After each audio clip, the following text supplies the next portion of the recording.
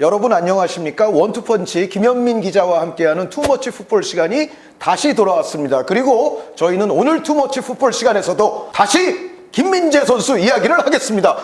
김민재 선수가 이제 매주 컨텐츠가 됐어요. 아, 그래요? 네. 이게 저희가 양심 없는 게 아니에요. 다들 그렇게 해. 그 바이에른 뮌헨이 전체 이제 팬들을 위해서 시즌을 앞두고 또 인사하는 시간, 팀 프리젠테이션 시간이 있었어요. 거기 이제 김민재 선수가 나와서 또 아주 많은 환영도 받고 그랬었는데 이번에 행사가 여러 가지 코너로 좀 길게 진행이 됐었죠? 2012-13 시즌 챔피언스 리그 우승하면서 그때 트래블을 했었잖아요. 네. 예, 바이언 구단 역사상 첫 트래블이었는데요. 그걸 이제 10주년을 맞이해가지고 먼저 그 바이언 레전드하고 이제 도르트문트 레전드의 그 레전드 매치가 있었어요. 당시에 결승전 매치업이죠? 예, 그래서 이제 감독도 유파 이케스 감독이 왔었고요. 그리고 이제 뭐 바스티안 슈바인슈타이거라던가 피사로라던가 에우베르라던가 이전 이제 레전드들까지 다 이제 총출동해가지고 경기를 가졌거든요. 2대1 스코어. 네. 이거 그때랑 동일한 스코어죠. 그렇습니다. 네. 그러고 나서 이제 그 여자 팀의 이제 프레젠테이션이 있었거든요. 그래서 뭐 지난 시즌 분데스리가 우승한 거 트로피를 들어 올리기도 했고요. 플레이어 오브 더 시즌을 뽑았습니다. 네, 누가 됐습니까? 자말 무시알라. 예. 우승을 확정짓는 골을 넣었죠. 예. 그것만이 아니고 매우 좋은 활약을 펼치면서 두 자릿수골과 도움을 동시에 달성을 했었고요. 그리고 또 이제 그 다음에는 훈련하는 장면들이 있었어요. 그러면서 네. 이제 투엘 감독이 계속 이제 김민재 선수한테 지시를 내리는 장면들도 포착이 됐었습니다, 화면에. 투엘 감독이 혹시 어느 나라 말로 김민재 선수에게 지시하는지 김현민 기자 보셨나요? 그거는 입모양만 봐가지고는 잘 모르겠는데, 근데 입단 오피셜이 뜬 날에 바로 이제 테게른제로 또 넘어가가지고 훈련까지 했었거든요. 네네. 거기에 대해서 이제 그 토마스 투엘 감독이 기뻐하면서 이렇게 안으면서 볼뽀뽀를 하려고 하는 거를 김민재 선수가 살짝 피하는 장면도 있었고, 인터뷰에서 그런 얘기를 했어요. 원래는 아시아 투어로 오게 하려고 계획이 있었다라고 해요. 근데 김민재 선수 본인이 빨리 와서 하루라도 빨리 훈련을 하고 싶다라고 해서 이렇게 오게 된 거다. 이건 그가 얼마나 프로페셔널한 건지를 보여주는 거라고 할 수 있다라고 그렇게 얘기를 했습니다. 근데 그 김민재 선수 어쨌든 갔기 때문에 이번에 또 프리젠테이션에 참석하고 했던 거 아닙니까? 네. 네, 그거는 훨씬 더 보기가 좋은 것 같습니다. 예, 그 44,000명의 관중이 왔었거든요. 상당히 많은 관중들이 와가지고 김민재 선수의 이름을 연호하기도 하고 그랬습니다. 김민재 선수가 어쨌든 입성 초기부터 많은 사람들의 환영을 받으면서 이제 바이에른에 연착륙하려는 그런 이제 스타트를 끊고 있는데 그 이후에 뭐 김민재 선수라든가 바이에른 뮌헨에 관한 최근에 어떤 소식들이 있다면 좀 전해주시죠. 입단식 기자회견이 있었는데 예전에 이제 게레이로하고 라이머를 동시에 했었거든요. 근데 네. 그때는 게레이로 라이머에 대한 질문도 있었지만은 케인에 관련된 질문, 네. 그리고 워커에 관련된 질문, 그리고 또 이제 김민재 선수 관련된 질문들이 나왔었거든요.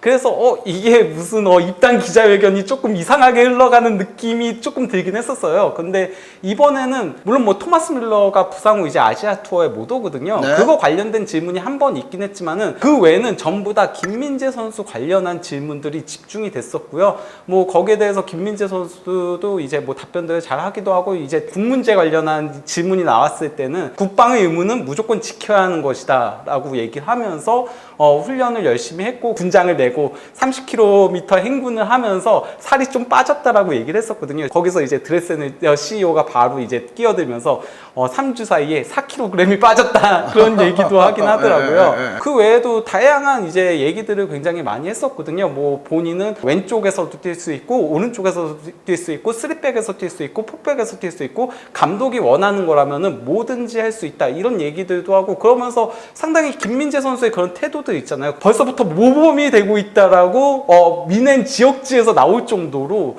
호평을 받고 있긴 합니다. 네, 그러면은 뭐 뮌헨 지역지까지도 보실 수 있는 김현민 기자시기 때문에 혹시 김민재 선수의 어떤 활용법이랄지 바이에른 뮌헨의 다음 시즌 어떤 전술적 그림 같은 것을 얘기했던 언론은 없나요? 이거는 김민재 선수도 직접 얘기한 거예요. 본인의 강점에 대해 리커버리 능력이라고 했거든요. 네. 슈퍼스타 H라던가 이런 데서 보고 있는 게 어떤 거냐면요. 김민재 선수가 옴으로 인해 조금 더 공격적으로 올라갈 수 있게 되고 김민재 선수가 이제 드리블 능력이 있다라는 얘기도 하면서 등번호 3번 선배인 루시우를 조금 연상시킨다. 네. 그런 얘기까지 하기도 했고요.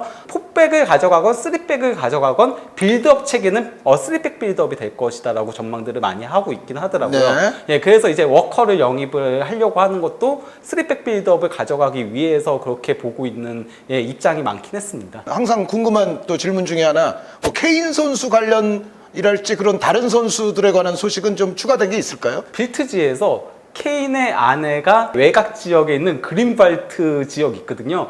거기에 이제 그 바이언 선수들이 상당히 많이 살고 있는데 거기 와서 부동산을 조금 보고 갔다. 그것도 만삭인데. 진짜예요, 그러니까? 이게 그러니까 사진이 찍히거나 한 건 아니거든요. 네. 근데 이게 빌트지에서 4명의 기자가 달라붙어서 쓴 거예요. 공동으로. 오. 근데 한 명은 축구 전문 기자인데요. 나머지는 축구 전문 기자가 아니거든요. 제가 봤을 때 빌트지가 타블로이드잖아요. 거기 이제 부동산도 다루고 또 이제 자동차도 다루고 다양한 걸 다루거든요.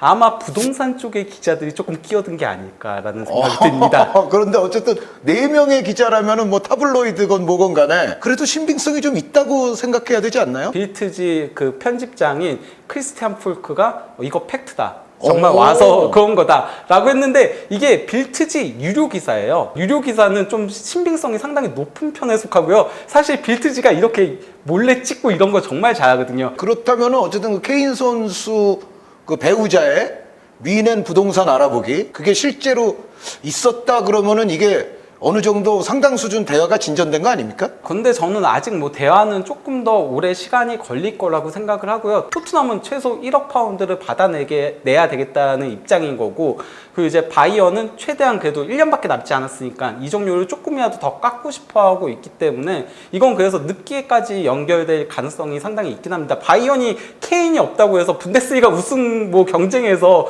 밀려날 가능성은 그다지 있진 않잖아요. 네, 다만 이제 바이에른은 항상 목표가 세계 챔피언이 목표인 팀 그렇죠. 아닙니까? 예, 예. 네, 그래서 또 케인 선수가 필요한 거고. 예, 그러니까 아마도 저는 그 여름 이적 시장 데드라인까지 갈 가능성도 상당히 있고 어쩌면 겨울까지도 갈 가능성도 있다라고 생각을 해요. 파리 생제르맹 얘기도 요즘 또 예. 다시 상당히 좀 불거지고 있는데 그거는 어떻게 생각하세요? 일단 뭐 파리 생제르맹 쪽은 그 독일 매체들도 그렇고 영국 매체들도 그렇고 케인이 거부했다라고 얘기들이 나오고 있습니다. 오, 네. 예, 그렇기 때문에 저는 파리 생제르맹 가능성은 그렇게 높아 보이진 않는 편. 물론 뭐 이게 끌리다 보면은 그러면 케인도 조급해져가지고 마음을 바꿀 가능성은 있긴 하지만은 현 시점에서는 그래도 파리 생제르맹은 거부했다는 얘기들이 나오고 있고, 또 이제 그 영국 텔레그래프에서 오늘 조금 큰 소식이 하나 뜨긴 했는데요. 그동안 그 영국 쪽 매체들의 그 반응은 1억 파운드 이상을 내지 않으면은 절대 케인을 팔지 않는다라는 입장이었거든요. 토트넘의 입장을 그렇게 전했는데 조 루이스 구단주가 네. 레비 회장한테 공짜로 보낼 순 없다. 네. 그렇기 때문에 어찌됐건 올여름 가격은 약간 내려갈 가능성도 없지 않아 있는 거죠? 이 얘기가 나오면은 조금은 내려갈 가능성도 배제할 수는 없게 된 게 아닌가 싶긴 합니다. 그러면은 이제 김민재 선수 바이에른 뮌헨에 관한 이야기는 이제 이 정도로 마무리를 해보겠고, 올여름 그래도 분데스리가에서 상당히 이적 시장에서 활발한 모습을 보이면서 뭔가 다음 시즌 이 팀이 어떻게 변할까 이런 걸 이제 기대케 하는 팀이 있다면 대표적으로 어디가 있을까요? 저는 라이프치히를 좀 뽑고 싶습니다. 네, 라이프치히 하면은 일단 EPL 팬들이 일단 라이프치히의 존재를 요즘 아주 각인이 잘 돼 있을 것 같은데, 소보슬라이 선수라든가 은쿤쿠 선수가 이제 팀을 떠났잖아요. 네. 근데 그러한 어떤 그 받은 이적료의 수입을 라이프치히가 재투자를 상당히 활발하게 하고 있죠. 예, 소보슬라이를 구단 역대 최고 이적료인 7천만 유로에 리버풀로 보냈고요. 이게 바이아웃 조항이 딱 끝나기 직전에 리버풀이 바이아웃을 불렀다라고 하더라고요. 네. 또 이제 은쿤쿠를 6천만 파운드에 첼시로 보냈고, 라이머가 자유계약으로 바이에른 뮌헨으로 이적을 했잖아요. 이렇게 이제 3명의 선수, 주요 선수가 나갔다라고 할 수 있겠는데요. 그런데 이제 영입한 선수들의 면면이 나름 쏠쏠합니다. 지난 시즌 랑스의 돌풍을 이끌었던 오펜다 선수. 예, 오펜다 선수를 구단 역대 최고 이적료인 4,200만 유로에 영입을 한 거거든요. 네. 근데 오펜다 같은 경우는 뭐 지난 시즌 리그앙에서 21골을 넣으면서 득점 4위에 이름을 올렸는데, 이 선수 같은 경우는 뭐 일단 스피드가 엄청나게 빠르죠. 예, 그래서 이제 스피드로 침투해가지고 또 이제 마무리 능력이 상당히 좋다 보니까 이 선수가 키는 177로 그렇게 크진 않거든요. 근데 헤딩골이 6골로 프랑스 리그왕에서 가장 많은 헤딩골을 넣었어요. 그가 위치 포착 능력이 상당히 좋아요. 그리고 또 이 선수가 오른발잡이인데 왼발이 8골로 가장 많고요. 네. 오른발이 7골로 두 번째로 많은. 그러니까 양발에 거의 가까운 사실상 그런 선수라고 할 수 있는데, 물론 뭐 이 선수가 조금 볼키핑 능력이라던가 패스 정확도 같은 것들은 조금 떨어지는 그런 단점들은 있긴 해요. 그래서 아직까지는 뭐랄까 약간 조금 로우한 재능 같은 느낌이 상당히 들긴 하거든요. 네. 예, 하지만 저는 이 선수가 잘만 성장한다면은 베르너의 업그레이드 버전이 되지 않을까. 왜냐면은 베르너랑 상당히 유사점은 비슷해요. 둘 다 굉장히 빠르고 침투에 들어가고, 그래서 거기서 이제 골을 넣는 유형이긴 한데, 반면에 오펜다는 베르너에 비교하면은 그래도 골문 앞에서의 침착성은 더 좋은 선수기 때문에 잘만 녹아든다면은 베르너의 상위 호환이 될 수 있지 않을까. 그리고 또 이제 그 한의원님도 너무나도 잘 알만한 유망주 제2의 혼란으로 불리던 셰시코 선수. 예, 네. 이 선수를 이제 그 2,400만 유로에 영입을 했는데요. 뭐 지난 시즌 이제 오스트리아 분데스리가에서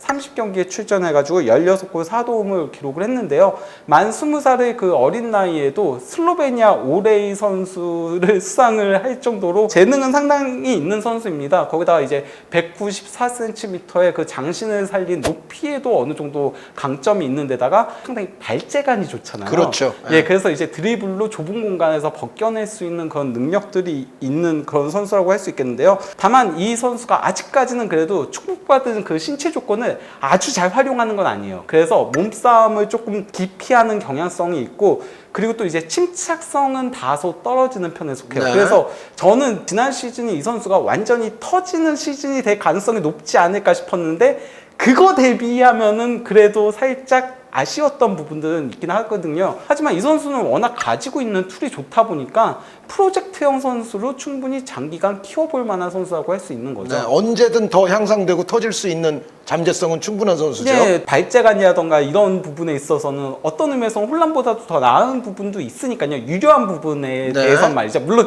혼란이 더 파괴적이지만요. 그렇죠. 그리고 또 이제 그 호펜하임에서 바움가르트너를 영입을 했거든요. 예, 이 선수는 이제 호펜하임에서 에이스 역할을 수행하던 선수인데, 지난 시즌 분데스리가 33경기에 출전해가지고 7골 3도움을 넣었고요. 그리고 또 이 선수가 원래는 공격형 미드필더지만은 미드필더 전 지역을 다 소화할 수 있어요. 그러니까 뭐 중앙 미드필더까지도 좌우 측면도 다 서는 데다가 지난 시즌에는 최전방 공격수로 도리어 가장 많이 출전을 했습니다. 예. 그러면서 그동안 보여주지 못했던 헤더 능력을 조금 보여주는 그런 모습이 있었거든요. 그리고 이제 이 선수가 상당히 영리하고 슈팅을 마무리하는 능력은 좋은데, 기술적인 세밀함은 좀 떨어지고, 또 이제 그 패스 성공률은 좀 떨어지죠. 이게 미드필더였을 때도 패스 성공률이 조금 떨어지는 선수였는데, 공격수를 뛰니까 60% 후반까지 떨어지더라고요. 예. 성장을 해야 되는 부분은 있지만은 그래도 다재다능한 공격 멀티 자원으로 쓰기에는 그래도 나름 쏠쏠한 자원이라고 할 수 있고요. 네, 저는 사실 바움가르트너 선수 같은 경우는 그 유명세에 비해서는 알토란 같은 자원이다. 네. 그러니까 유명세가 그렇게 아주 높다고 보기는 어려운데 약간 저평가되는 면도 없잖아 네. 있었던 아주 좋은 선수라고 저는 생각하고 있습니다. 뭐 그리고 어렸을 때부터 루머라고 하더라도 맨유랑 상당히 많이 연결되기도 했었죠. 그거는 이 선수가 재능이 있는 선수라는 얘기인 거고요. 네.